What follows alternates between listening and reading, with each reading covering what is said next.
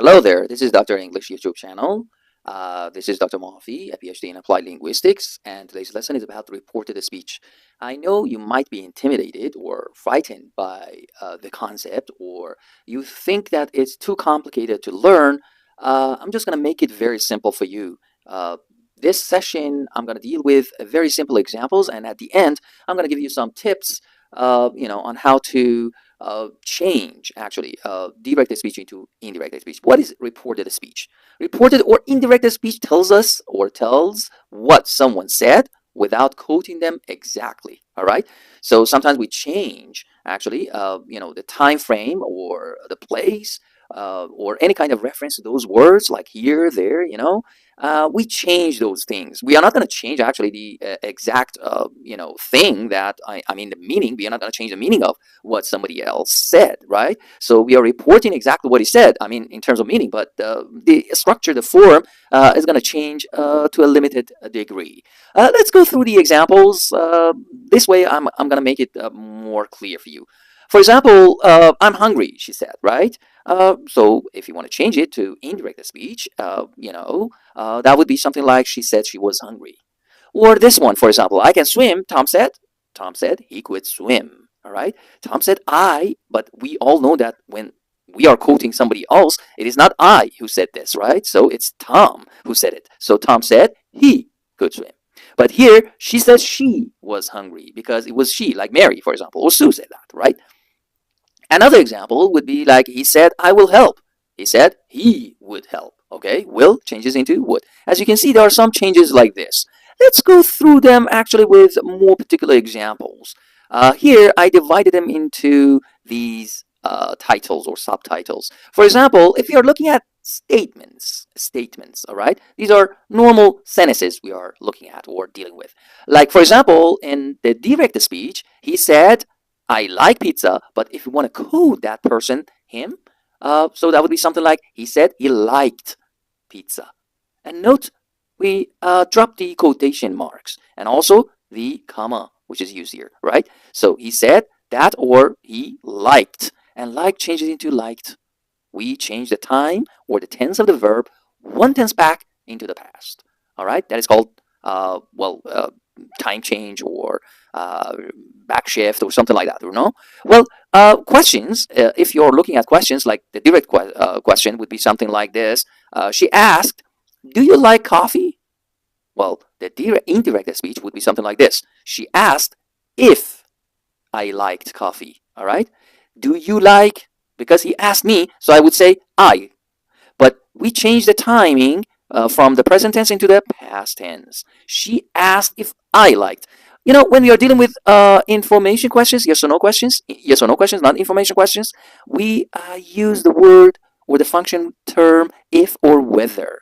All right. So after asking this reported question or verb, we use if or whether, and then we go on with the speech itself. So if I liked coffee. But if we are looking at information questions, in other words, WH question words are used. You see?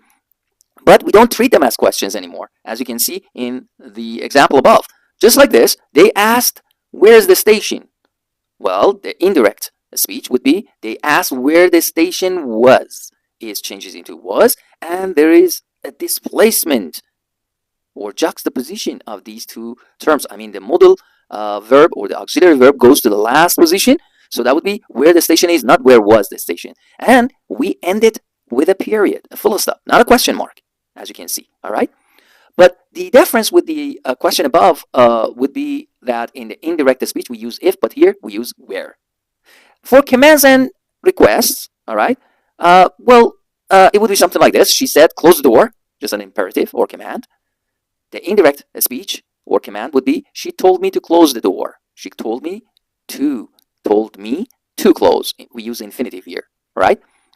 And the polite form of the same sentence or the sentence above would be something like this. She asked me to close the door. She asked me, not told me, all right? We soften actually the reporting verb here. Telling or told becomes asking, asked here. The negative imperative, though, would be something like this. For example, don't touch that, she said, all right? We said, or he said, he told me not to touch it. Before the infinitive, we use the term not, as you can see. All right. Well, for suggestions, he said you should see a doctor.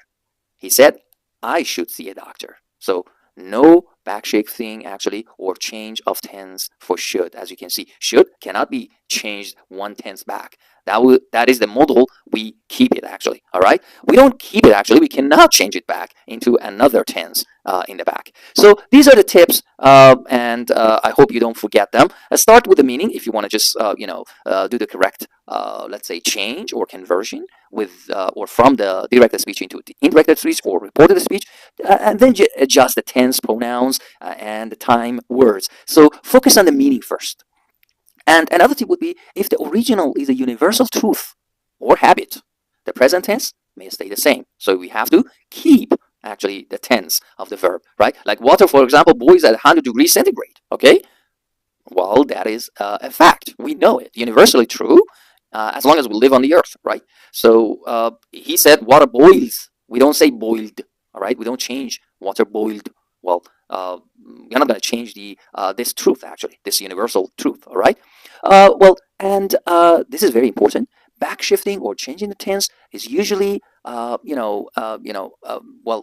only needed or we use it when the reporting verb is in the past tense, not the present tense. If it is in the present or future tense, we need to or we have to keep the original tense. So there is no change of tense anymore. Like this example, he says, I live here. He says that he lives here or there, depending on actually where you tend to report that speech. Okay. So if you are in the same place, you say here. If your place actually of quotation changes, then you have to refer to that place as there. Well, just like this, we change the tense back or back shift, like present to becomes past tense.